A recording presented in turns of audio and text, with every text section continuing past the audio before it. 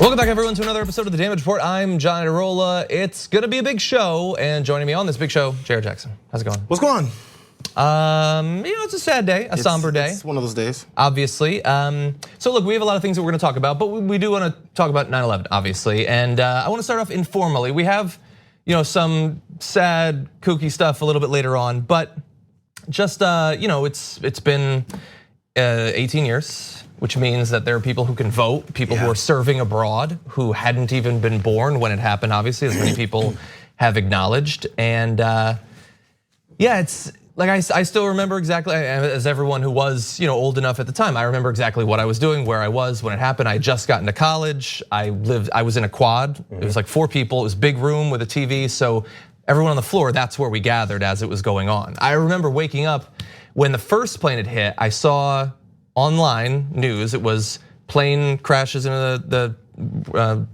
Trade Center, and I went back to sleep because there were no details, and so I thought it was just a little thing, an accident. That's all. Woke back up 15 minutes later, whatever, and it was this world-changing thing. Where were you? Which school you said? I was at UConn. Yeah. What about you? It was real time because on the West Coast, I'm at home. And I'm in college as well. It's my senior year, and it's much earlier. Yeah, that's true. Yeah, it's so much earlier in the day. And then I didn't have, it was roommates. We didn't have like cable and stuff, so I would listen to the radio when I'd sleep, just music. And then so everything had been preempted, and there was those news reports and all this stuff, and it woke me up with the chatter, and it didn't seem real. I was like, yeah, that doesn't make any sense. Again, it was like at this point, it's 7, 8 a.m. West Coast time, you know? So maybe 8, 9. And then so it was, I had to go to class that day. And I was like, I don't think I'm going to campus. This isn't gonna work out. And it's just a matter of I think maybe this is the majority of people's reaction was coming to terms that it was real. That's what was actually happening. You hear reporting, like you said, you heard it and you thought, oh, maybe a small plane accident, some inexperienced pilot. That's what I thought. Something, right? Which seems crazy in hindsight. Right. But those things happen. People have small plane accidents all the time. So you're like, maybe that's what happened, and it just happened in the worst place, in the middle of a metropolitan area. But so when you hear it, and then many people I think have said, once the second plane hit, then people are like, oh man, this is real. Like this is calculated, not just, oh man, this big plane had a huge accident. This was calculated. And then what people do with the rest of their day, rest of their week, and who they call, and what you find out, and then discover who you know that's in the city. All that just went into, and you're in this halfway panic, and you think, where else are the targeted things happening right now? This is a targeted thing. Yeah. So when you're in big cities like LA, New York, Chicago, wherever, Miami, you may think, what else is coming here? Yeah. That was the main thing that happened during that day. Yeah, and obviously there was more going on outside of New York on that day. And look, there have been any number of horrific attacks since then. Horrific mass shootings, attacks with cars, bombings. Look at Afghanistan. On any given month, there's a terrible attack. But there's still, in the 18 years, there hasn't been anything to match it. And it's weird that there are people who are growing up, in the world after it, where it's like a thing that you read about, I guess, and yet it's one of the most historic events. So just how terrible it actually was. And so I think we have to relay for people who, of all those of us that lived it and had the real experience of the feeling surrounding it. Because we didn't have those, I don't have those real lived experiences with civil rights era and tragedies that happened then, other wars we've been involved in. Yeah. So I think it's a lot of times us older folks' responsibility to make sure that people who didn't experience it understand the gravity of it and how it played out afterwards. Yeah. In reality, because we complain about how things we never lived through or experienced in history with wars, disagreements, that we change over and make a bland history of. We're like, yeah, it happened and now everything is great now. No, there's things that are happening today that are a direct result of what happened after that day. And we can go as far back as the beginning of our nation's history. There's things that founding fathers and leaders and presidents and congressional people from way back in the day, from turn of when 1900 turned, that affect today. We can't just not connect everything. So let's not forget, it's 18 years ago. We're already beginning to forget how things happened, who did what, and why we're in the position we're in now, and who is still dying from it. Yeah, I wonder, like for the books, like if you're really young and you're going to school and there's a section in your book that talks about 9/11, I wonder how much it talks about what happened politically after that, how it was used almost instantaneously to put into effect plans that had already been in existence for certain foreign military actions, the clamping down of rights, the shredding of sections of the Constitution. Like so much we're still only theoretically going to recover from at some point. There was some recovery under Obama in some of those areas, but not in a lot of them. It was just so significant, not just for the day, and then also one thing I just want to mention. I'm going to skip ahead just a little bit here, but I was doing some reading, and officials estimate that more than 2,000 of the first responders who were at Ground Zero working in the months after it have died since it, because of respiratory illnesses and cancer from the toxic materials that they were forced to breathe in. And officials estimate that at some point in the future, more will have died from cancers and other diseases from the cleanup than died on that day. And so it's just in all of these other ways, there's the tragedy of the day, and then there's the needless tragedies that came about as a result of it. That different factions of our government and negligence on the part of our elected officials decided to heap on top of the tragedy of 9/11. There's people who went to war and joined the military because of this act, because of what happened that day. And we were just talking earlier this year about how Jon Stewart was touring, honestly, sadly, with these 9/11 responders looking to save their lives because of the things that's gonna happen to them health-wise that weren't being backed up by Mitch McConnell in Congress. You have to go through and do the things to fulfill the promises you made to the people that sacrificed themselves for what happened afterwards. It wasn't just military personnel that went and risked their lives and gave. It's people that day that went in, people that weren't first responders, people that just lived there and maybe had some connection to the city and were there. Yeah. And we're gonna talk about people who said they were there. Exactly, yeah, we'll turn to that in just a sec. Yeah, there's no, the weird thing, it's like, I guess it's a form of cynicism that you have to develop in politics, is that there's no actual red lines. Like things that you think are a line in the sand, things you think, well, clearly no one could ever actually do this. Like if you had gone back on the 9/12 and then said, oh, did you know that it is going to be a monumental effort to try to get healthcare for the people who are right now digging through the rubble to find survivors and to find bodies? It would have been incomprehensible, and yet that was a big thing. It took celebrity power multiple times now, and hopefully, unless the law changes, it's good for a long time now as a result of the most recent efforts. But yeah, multiple serious politicians who talk about their responsibility to the country and their desire to protect us are like, nah, it costs too much money. You can die of cancer. I honestly don't care. I'm not going to do anything. Like that should, there aren't words, or at least I don't have them to express that. On a similar topic, let's turn to something ridiculous. And look, honestly, I sort of apologize in advance for covering what we're gonna cover, but considering how serious it is and how it forever changed so much about our country and our politics, the idea that this topic would be approached with the buffoonery and self-interest that you're about to see, that's also offensive. So let's get into it. I was down there and I watched our police and our firemen down on 7-Eleven, down at the World Trade Center right after it came down. And I saw the greatest people I've ever seen in action. Yeah, so that's Donald Trump. It wasn't 7-Eleven, maybe it's just a slip of the tongue, I guess. Who knows? But the worst claim there, rather than just calling it 7-Eleven, it's not a place to go get an energy drink. It was, the most horrific attack against our country in history. Is the continuing claim that he was down there helping. This is something that he has been saying for years and years. Here's another clip. Everyone who helped clear the rubble, and I was there, and I watched, and I helped a little bit. But I want to tell you, those people were amazing.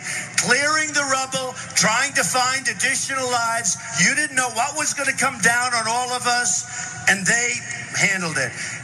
Yeah, they were heroes. I can't actually imagine it. And they were far more heroic than anyone thought at the time, because so many of them would go on to face a lifetime of health problems, and for many of them, death. He wasn't there. He wasn't clearing rubble. Like, to say that, that's insane. That's crazy. There was an actor. Do you remember? I don't even remember his name. There was an actor like 10 years ago. It came out that he'd been lying the entire time about having like a brother who died or something like that. Like to insert yourself in and pretend that you were helping find bodies. That's sociopathic. And again, so okay, there's people who embellish stories. I got friends who talk about how they picked all 65 teams of the NCAA tournament from the play-in game to the final thing. That is the kind of lie that you tell your friends while you're drinking a beer and watching the tournament because you're a compulsive liar and you want your friends to think you're cool. To tell it at a political rally, a lie like that encompasses a tragedy like that actually involved real people who were doing that kind of work. For political gain has so many levels of insanity to it and I guess an agenda behind it rather than just Joe Schmo from college telling me he knows how to pick every team in the tournament. That's a kind of lie you can go, remember when Joe said that? Moving on. This is a political rally to get elected president to then become the guy who's doing the things he's doing to the country right now. That's part of your appeal. That's when it becomes a more dangerous situation. Yeah, and look, he's claimed that not that the fact checks are to get through to the people in the crowd who know that he's lying and don't care. The same people who will chant, never forget, never forget, never forget. Oh yeah, he was probably helping. That guy who's never done a day of honest work in his entire life, he was probably digging through the rubble. That's what was going on.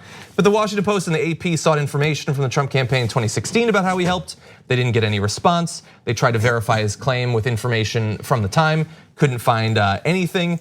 In fact, New York Fire Department Battalion Chief Richard Ailes said, "I was in a supervisory role with the fire department at the time. I was there several months. I have no knowledge of his being down there." Some Trump supporters have backed off and said, no. Even though he's clearly saying that he did it, he's not actually saying that he did it. He's saying that he sent people, which is a claim that he has made at other times. It's also a claim that he has provided absolutely no evidence for in almost 2 decades. That battalion chief said if he had sent a crew of 100, or sometimes he says 125, sometimes he says 200, sometimes he says 250. It changes depending on the crowd. If he had done that, there would be a record of it. Everybody worked under direct supervision of the police and fire department and the Joint Commander for Emergency Services. Is there a chance he was ever down there by himself and I didn't know it? It's possible, but I know of no one who ever witnessed him there. But that's the sort of mistake, the sort of lie you would tell if you had no idea how things were actually done. If you looked at the cleanup and thought, oh, people are probably just taking the bus there and digging with a shovel. If that's the level of seriousness that you approach this tragedy with, then sure, you'll claim that you sent hundreds of people there to help and then have no evidence whatsoever to actually buttress that. Sent them. So, okay, if you're one of the people who's frustrated or may be frustrated that on a day like this, as you apologized before we start talking about this aspect of it, for criticism of President Trump over his reaction to that tragedy, understand that you need to have such a higher level of disdain for what he actually did as far as the things he has said. If you think we're supposed to overlook the things that he has done because of the tragedy, the nature of the tragedy, imagine how much he doesn't care about the nature of the tragedy that he decided to say those things. Exactly. It's for self-gain, and that is the most disgusting part. We've watched 2 decades of politicians using 9/11 to launch wars, to make themselves seem patriotic and everything. Rudy Giuliani, that was his whole run. And if that offends you, then a pettier, more self-centered version of it should annoy you even more. I mean, there's so many of these. We're not gonna go through all of them, but he got $150,000 grant because he said that he was housing people during the cleanup. He has provided no evidence of that, and the grant claim at the time had nothing about housing people. He bragged on the day of the attack that now his building was the tallest. He claimed that from his window in his apartment, he saw people jumping out of the windows. His apartment was 4 miles from ground zero. He didn't see bodies falling from the windows. And what's impressive about that? Why would I tell my friends, I saw people about to die? Say that you watched it. Look, everybody, we did it. When you think about 9/11, you think about what you were doing at the time. Totally understandable. Stop lying about it. Stop claiming that you saw people die personally with your bare eyes. It didn't happen. It's insane. It's insane and it's consequential. How many thousands of people have died, not just on 9/11, but as a result of the use of 9/11 by politicians? How many thousands of our soldiers? How many hundreds of thousands of Iraqi civilians? How many others in countries in the region? The stakes are too high to allow buffoons like this to use it in such a patently obvious, self-centered way to further their own political goals. If you want to lie about this, he's the type of person that's willing to lie about the economy, international treaties and trade, about foreign policy, about the way he approaches people. Yeah, if he's willing to lie about something this important, there's so many Americans, why would he not lie about everything else? Yeah. That's actually a smaller issue. Yeah, I know. If you've been believing him for years and years, it's tough to finally open your eyes to the fact that he's a massive liar and that he's not really lying to me because I don't go to his rally. He's lying to you. He's lying to his supporters. But there's a lot of value in finally realizing that. Okay, we're gonna take a quick break. We come back. Lots more to get to.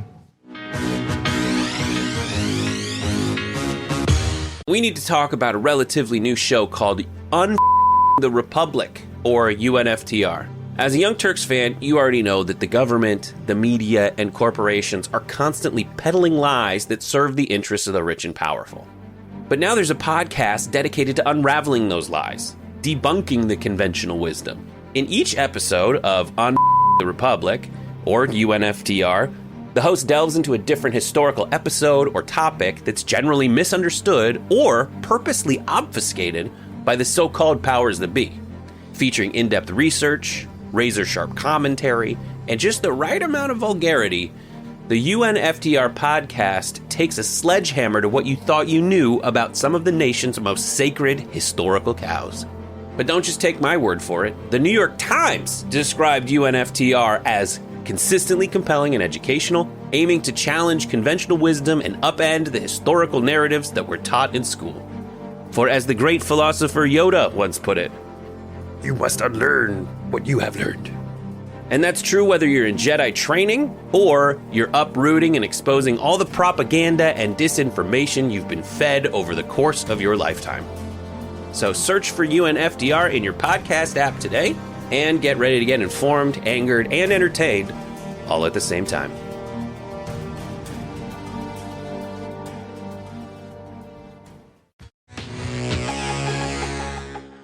Not long ago, presidential candidate Kamala Harris put out her plan to reform the VA and improve the situation for our veterans in a number of different respects. The plan is complex, you can read about it online, but some of the highlights include reversing the transgender ban in the military that was put into effect in the last couple of years, expand healthcare and housing assistance for veterans, reinstate benefits for those discharged for conduct that was the result of post-traumatic stress disorder and traumatic brain injuries, protect vets from scams around for-profit colleges, and a number of other issues that have gone unaddressed for a very long time. And joining us now to discuss is someone who knows quite a bit about this situation, congressional candidate Jose Caballero for the 53rd District in California. Yes. Thank you for joining us. Yeah, absolutely. And you're a veteran. Yes, I am. So what do you think about this plan? So I think it's a great step in the right direction. First, addressing and reversing the military transgender ban is critical, right? Because we shouldn't be stopping Americans from serving the country. It's a volunteer force, so if you want to volunteer and you're physically fit, you should be able to join. I think that when it comes to the other than honorable discharges, I think that there is a lot of factors that go into that may not be fair. It may be a lapse in judgment, by getting behind the wheel and being inebriated or possibly getting into a fight and those type of things. We should be able to protect our veterans, even if they serve, even when they make a mistake. And the fact that we're ripping benefits away from veterans that make one mistake in their entire careers is a tragedy, and we need to protect that. Do you think there's some kind of, at least as far as ripping benefits away for certain things, there's a secondary agenda behind that, maybe to, not for the punishment purposes or for the purposes of making sure people don't do that, but for the purpose of just reserving some level of money to throw somewhere else? There is a lot of that. So you got to think about, you have the VA loan, which is a very large benefit. You have the education benefit that's also very large. And the fact that there are some veterans that I know personally who got a loan repayment program and they got an other than honorable discharge and then they have to repay back the military. I know people right now that are getting their wages garnished because they owe the military money because they got an other than honorable discharge. So it's a big deal. Yeah, it is, and it seems like I'm not a vet, but from a complete outsider's perspective, it seems pretty good. But I want to compare it to another plan. This is one of the cores of your campaign. This is the Hero's Promise. If we could bring up a graphic, it's going to have some details about it. So tell us about what from your plan would you like to see Kamala Harris or other presidential candidates take up? I would love to see the end of service pension included to the plan, because we need to make sure that we give economic benefit to allow a transitioning military member into the civilian world. And Kamala Harris even explains this on the transition, on how difficult it is as a veteran to come out of the military into civilian life. And if we give them some form of a pension, something small, something that can last a couple years to get them back on their feet, I think that's very critical. And I think that we should also include the mental health services, because Kamala Harris does say some things like, people on PTSD tend to act out. It's not acting out. This is a mental health issue, right? So this isn't some teen angst that some veteran has, right? So this is actually a real serious issue. So I'd like to see more mental health structured into this plan. I think that's something I would like to see for sure. The whole thing, if possible. But yeah, I can deal with that. So sort of around that issue, there are several vets running for president right now. You've got obviously Tulsi Gabbard. I believe Buttigieg served. Tim Ryan, I believe. Yes. I apologize if I miss any others. I haven't heard these sorts of plans being a big part of most of the debates or anything like that. Right. Should it be a larger part of the conversation? Absolutely. When we're losing 20 veterans a day to suicide, this is an epidemic. The fact that today is 9/11, the fact that since 9/11 we have lost 139 veterans to suicide, that is the issue that we need to be addressing right now, because too many families are being devastated every day because of these tragedies. It's an epidemic. And so yes, I think it needs to be front and center on the debate stage at some point. Well, we'll have to see. We've got a debate coming up literally tomorrow. Yes. We'll see if it's discussed. Yes. I want to turn to your campaign, Jose. So there was a contested primary. Yes, it was. Which is slightly less contested now. Yes, Tell us about this development. So on Wednesday at 1 p.m., my phone exploded to the greatest news of my political career, that Susan Davis, the neo-lib corporate Democrat, has dropped out. Incumbent. And the incumbent has dropped out. 20-year incumbent? 20-year incumbent, that's correct. And the reason this happened is because of the uncomfortableness that we were setting in this campaign on the issues, pulling her to the left on Medicare for all, the Green New Deal, education for all, and bringing the troops home with dignity. In fact, up to the lead up to this abrupt announcement, she was doing massive mailers and emails across the district asking people about their opinions on Medicare for all and the impeachment inquiries. I don't think she got the answers that she wanted. And I don't think she wanted to be the next Joe Crowley either. So that's why we believe that she dropped out. And what this happened is this created a vacuum, of course, right? So this could be summarized in two conversations. First was with the billionaire heiress to the Qualcomm fortune, Sarah Jacobs, who is now running in this race. And the audience may know a little bit about her. And what that is she ran against Justice Democrat Colonel Doug Applegate when Darrell Issa dropped out of the race, because Applegate did the same thing. He pushed him so far that he had to drop out to save his political career from embarrassment. So at the end of that conversation, after she called me to tell me she was going to run, I asked her one simple question: what issues am I lacking or am I wrong on that is compelling you to run? The answer: I haven't thought about that yet. That's the reality of what is going on. And the second conversation I had was with the sitting council president of San Diego. She is the most powerful establishment Democrat in the San Diego region. And she called me so I can bow my head so she can tell me that that she is running. And to top it off, to make it even worse, she thanked me for me changing the dynamics of this race. To provide an entrance? For her. Yeah. And I'll tell you. That was very nice of you. Yeah, absolutely, right? Yeah. And I'll tell you, progressives are not a historical footnote to a establishment's career. That's just not gonna happen. So. Or a stepladder. Or a stepladder. and I wanna say this. If she had political courage, she would have actually ran against the candidate, the district that she actually lives in, Juan Vargas. She should have ran in that district. But the fact that she's taken the political opportunity to run now, shows where her interests really lie. Where do those interests lie? She told you she doesn't have a platform, basically. Well, Sarah Jacobs told me she didn't have a platform. Right, yeah. Yes. So have you discovered that yet? How long has it been since she told you, I don't know? Oh, well, you can look on our website right now, and there is not an issue page there, which I find odd since she's run for Congress before, right? I never understand that. Yeah, I don't either. I don't know how somebody can put out a campaign without issues. I think it's insane. I'm working on my issue page for my website, and I do the news. Yeah. If you're a politician, you should really have that at this point. I agree. I agree. So what we have to do is we have to stand up against these corporate establishment Democrats that are coming in and trying to take seats away from true progressives. We cannot stand for it. We cannot stand for it. Well, it certainly looks like it's going to be an exciting race. It might have seemed initially that when the incumbent dropped out, it's like, oh, this thing's clinched. But no, it might actually get even more fiery. It's getting more fiery, and I'll tell you, we need the TYT Army. Because with $50,000, we will win this primary. I guarantee you that. Because it is critical that we actually fight at the doorstep. Because what's going to happen is that $5 million from the oligarch coming in is going to distract the establishment to try to beat her on the media, try to beat her on TV, try to beat her in the mailbox, right? But what we need to do is stay on message at the door. That's how we're going to win this, and we need your help because we cannot allow what happened in District 49 to Doug Applegate happen now in this district. That's the 53rd district. Jose Caballero, thank you so much for joining us once again. Thank you so much. Thank you. It's great to have you here. Yeah. We're going to take a quick break. We come back. Lots more to get to.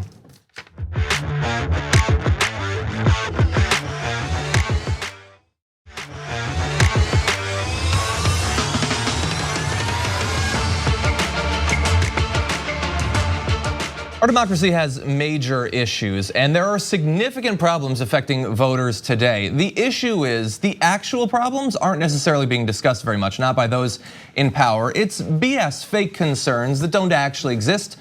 For instance, this. And you go to California, which is so many sanctuary cities, they don't know what's happening out there. You have people that want to get rid of those sanctuary cities. They just aren't able to do it with the people that get elected. A lot of illegal voting going on out there, by the way. A lot of illegal voting. Okay, so you've probably heard that before. Millions of illegal votes in California. Where's your evidence? It's right here. There's nothing, but let's set up a voter fraud commission. Let's have it do meetings for like 9 months and then fade away into the mist like Thanos snapped his fingers because they didn't find anything. It's about protecting his ego. And the issue is, there are significant problems that need to be addressed in a number of different ways. We're not gonna touch all of them, but weirdly, just in the last 24 hours, we had a special election. And in it, North Carolina Republican Dan Bishop, he won. Narrowly, it was within 2 points, but he won as a result of after winning his primary back in September, earlier. So he ended up winning this because in the previous election, this was a special election to replace Mark Harris, who'd been the candidate, declared that he wouldn't be pursuing another run in the re-election that was necessitated because there was very good reason to believe that he had tampered with absentee ballots. And even though there was a ton of evidence that the Republican candidate had falsified the vote, they didn't make him lose and award the win to the Democrat. They just said, we'll have another election. And in this one, the Democrat didn't win. He won the first one, but not the second one. So conveniently, as a result of Republican voter tampering, Republicans have another seat in the House. We get a do-over. It's anytime you see someone, especially like Trump and generally this Republican Party, being concerned about something that's happening that's unfair to our democracy, a lot of times it's them that's carrying it out.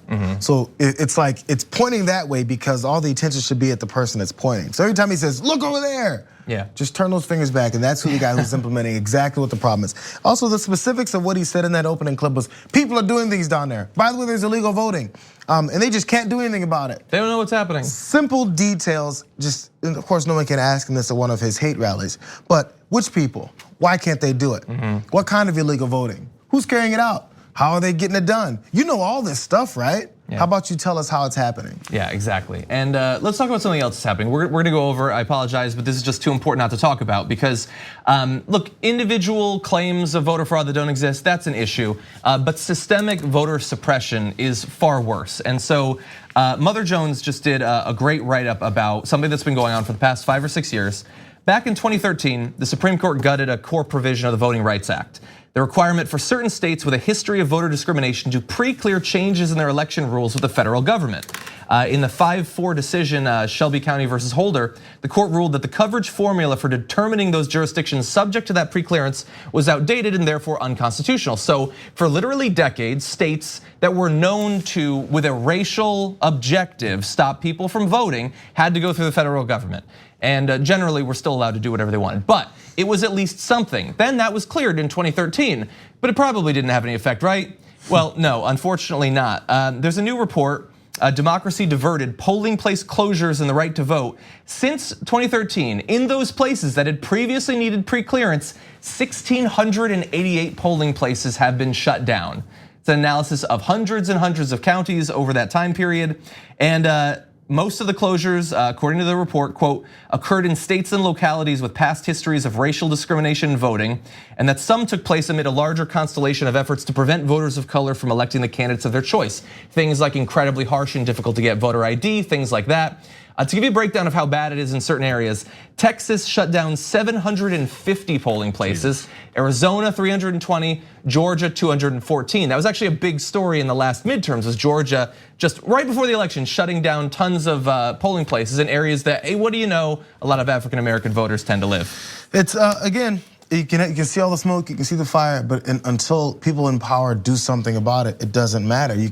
We can talk about it, we can point out the obvious discrepancies or actually see what's happening here. And sorry, I don't want to completely blank on his name, but Wyrick from the 80s, the Republican, maybe strategist, but Republican who said, hey, I don't want people to come out and vote. Oh, yeah. We win when fewer people vote. Yeah. So that's how it works. When you have huge voter turnout, you have people that elect, they're more likely to elect someone who's gonna do something for them rather than the person who tells them what they should think. Yeah. And he said it openly, for this party, I don't want people to vote. Yeah. It's happening right in front of your face. That's not some new age prophecy that isn't on tape. If we don't want to believe what quotes say, just look at it directly. We've seen it a million times. So when you shut down over 1,600 voting places, what does that mean? It means fewer people vote. And where are those places being shut down? In places that historically we've always shut down voting. Exactly. Yeah, the theme of the show is there are no lines in the sand that you can't cross. So you can oppose health benefits for first responders on 9/11, and even when the two parties are shouting their ideas about who should vote and how much voting there should be, and it could not be more clear that the Republicans don't give a damn about democracy. It doesn't matter. It doesn't seem to hurt them. It's not a thing that people campaign on. People don't lose their seats for trying to stop Americans from voting. I guess I'm dumb and naive. That seems like it should be important, but apparently it's not. So anyway, there are issues with our democracy, but they're not the ones you're gonna hear about at a Trump rally. Okay, we're gonna take a short break. We come back, maybe a solution to some of these problems, impeachment, after this.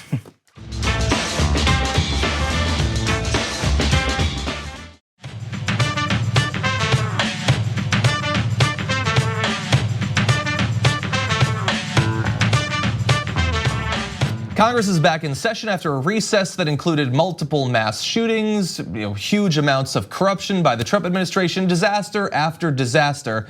And Representative Alexandria Ocasio-Cortez, she came back ready to fight, as you'll see in this clip. My constituents are absolutely supportive of impeachment. They're the ones that are being impacted the most in some ways by this president, whether it's immigrant families, whether it's military service members who are having or adopting children abroad, whose very citizenship is now in question. The corruption of this president knows no bounds. And in order to protect our democracy, we have to impeach him. We, as an independent body in the House of Representatives, we have to do our job. And I think that once the House impeaches, the House has impeached the president. And then that hearing goes to the Senate. If they want to fail it, then I want to see every Republican go on the record and knowingly vote against impeachment of this president, knowing his corruption, having it on the record so that they can have that stain on their careers for the rest of their lives, because this is outrageous. To protect the amount of lawlessness and corruption coming out of this presidency, this president will not last. Whether he's voted out next year or whether he serves another term, this president will not last. But those members in the Senate need to carry that legacy, and they need to go to bat for what they're doing. I do not understand how anyone can watch that and not think that that is an incredibly reasonable way to proceed on this issue. Because we push so much of the normal thought process of, hey, don't say anything about impeachment because that's going to help, because they don't want exactly what she pointed out. It checks every box. Basically, like the people who don't want to talk about it because they don't want to have that voting, that record of voting against impeachment of the most corrupt president in modern history. So if they can get the police to not go and answer the call, they can sit back and go, oof, at least I'm not on record supporting this guy. I can support him quietly and behind the scenes without having to deal with the actual consequences of being connected to him. Yeah, and it goes both ways. Get the Republicans on the record of protecting Trump despite everything that we know about him, but also get our members on the record that we tried to stop him. Because I'll go even a little step further than AOC there. So she made a reference to protecting this president despite all the lawlessness that we know about. But here's the issue. They would be protecting him if the House impeached him and it went to the Senate. But that's not who's protecting him now. Right. They don't have to. They're sitting in the back. The ones who are protecting him right now are the ones stopping the impeachment proceedings from going forward. That's not Mitch McConnell, that's Nancy Pelosi. It is the Democrats right now who are saying, yes, we know all of the stuff that he's doing, the huge amount of corruption, the concentration camps on the border, all of that. We get it, we're not gonna do anything. And Trump is clearly learning from that, and he is getting worse. And that is a result of the Democratic strategy. And look, Speaker Pelosi doesn't want it to happen. There's 134 now, it was 130 as of this Mother Jones report. There's 134 House Democrats on the record saying they support impeachment. You hear talk from like Jerry Nadler about like, hey, we're gonna talk about the possibility of starting some sort of little thing. Okay, that's better than Pelosi's position, but right there with AOC, that is a message that's not just reasonable, but that will persuade people. People need to be proven, politicians, let's keep it real, need to be proven to them that this is gonna be the way it's gonna go. So as soon as they throw out to Jerry Nadler or throw out to Nancy Pelosi, hey, do you actually agree with AOC and what she said? Be ready to say, hell yes, I am. I totally agree with what she's saying. And Jerry Nadler can go to the degree, I understand, as you just mentioned, his wanting to make sure all of the complete case is put together. Nobody wants you to do something incomplete or do something just willy-nilly without any real evidence. Yeah, I get that you're collecting it, but at least let people know that you're collecting it because you see what everyone else sees. Sometimes constituents need to see that their elected leaders see the obvious fact in front of them instead of going, am I the crazy one because I voted for you and you're not seeing the reality in front of my face? Let them know that you're there and then go ahead and continue the normal process. It's okay to do things the right way. Just say you're gonna do it. I agree. And she is. And thank God that they're back in session. It's been a rough time. Anyway, we do have to take a break. When we come back, one more story to close out the show.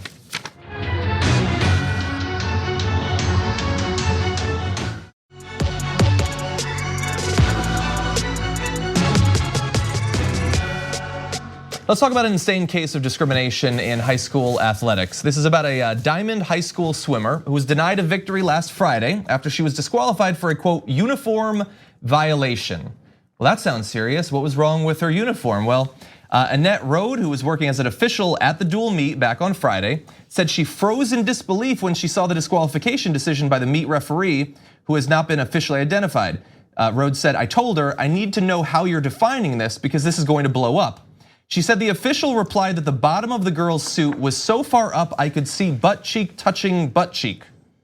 And South High coach Cliff Murray said at the beginning of the season that high school coaches were told that as far as the buttocks region goes, you should not be showing any part of the intergluteal cleft. I don't think I've ever heard that term before. And so this athlete was disqualified as a result of this. Now, there are several things you need to understand about this case. First, she was wearing the official school-approved, handed-out swimwear. It's what they told her to wear. You should also understand that she's black. If you didn't, and so if you didn't get that before all that, then you weren't paying attention. Unacceptable that she looked the way she did in what they gave her to wear. So in case you didn't pick up on exactly what was being said with all of the terminology, was she caught a wedgie because she's an athlete and she's moving pretty quickly because she won. After winning, the judge isn't concerned with the time or any of the specifics of the technical part of the swimming to make sure that they didn't break any other rules. I'm not sure what else the judge is looking for, but she's looking at her butt. Closely enough to see butt cheek touch butt cheek. Now, if a father of some other athlete in the stands says, I'm seeing that 16, I don't know how old the girl is. I'm gonna throw 16 since it's a high school age. A 16-year-old girl's butt cheek touching other butt cheek.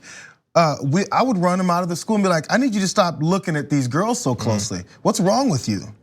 This is the problem. Just, how about we let the race finish? And let the kid win. What is she supposed to wear? What's the alternative? If a kid shows up and does something against the rules, there's usually an alternate thing they're supposed to do instead. What else was she supposed to do? Yeah. That's the question she asked of this judge, by the way, which is not identified yet. You can throw down a ruling like this, take away this victory, and then not be identified. Stop being a coward. Come forward and stand up for what you did. So you mentioned there that they should be paying attention to the performance rather than looking at a teenager's butt in this particular way. It actually goes a step more creepy, more pervy than that. The Washington Post reports that previously, a parent took a photo of this girl's butt and shared it with other parents to point out incorrect swimwear. This is a high schooler. Incorrect swimwear, actually incorrect body type. Incorrect body type, yeah. You gave her the outfit.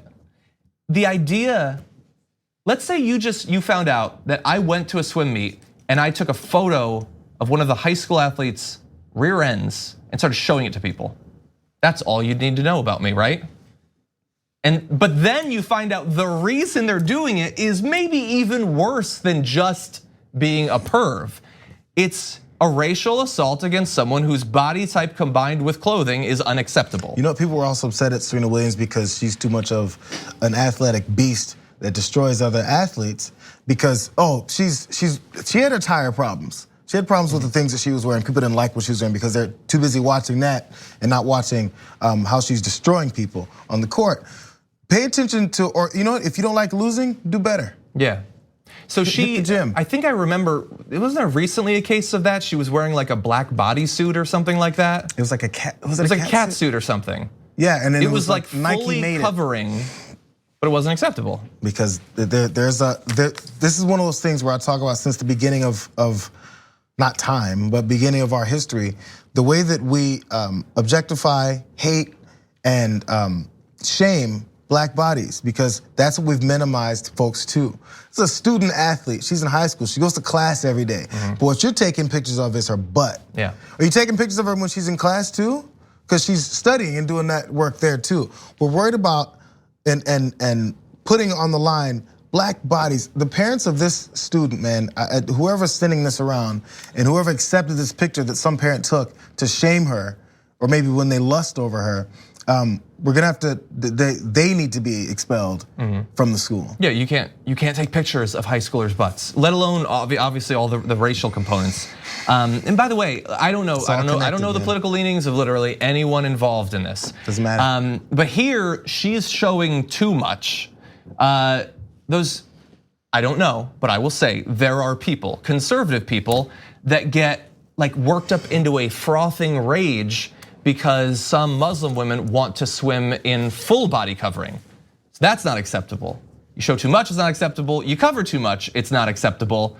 Maybe it's just about control, actually. Maybe it's not about skin. Maybe it's about controlling every aspect of certain types of people's lives. And also you have to ask yourself, and this goes to the same theme I guess I've been saying this whole time, if she came in last place, would you be concerned? I kind of doubt it. Now look, there's been a lot of public pressure thanks to the reporting and following a review This is the Anchorage School District statement said, they've concluded that our swimmer was targeted based solely on how a standard school-issued uniform happened to fit the shape of her body. We cannot tolerate discrimination of any kind, even the types we won't acknowledge in this letter, and certainly not based on body shape. This disqualification was heavy-handed and unnecessary. What are you gonna do about it? 100%. They've reversed it, but are they gonna talk to this ref? Are they gonna talk to this parent? Are they gonna make sure that this doesn't happen to anyone again? I hope, but I kind of doubt it. There's little worry about taking something like this away from this girl, but there's all this worry about taking something away from this judge. Yeah. Why is her name not out there? He or she's name out there, and why isn't their position been at least suspended at this point? Exactly, yeah, so I guess it's an update. I'm not sure that it's progress. Thank you as always, Jayar. Always good to have you on. Especially on an important show, 9/11, an emotional show. Let's keep it real. Thank you to everybody who's been watching throughout the show. By the way, tomorrow's a solo show, but Emma Vigeland returns on Friday, so stay tuned.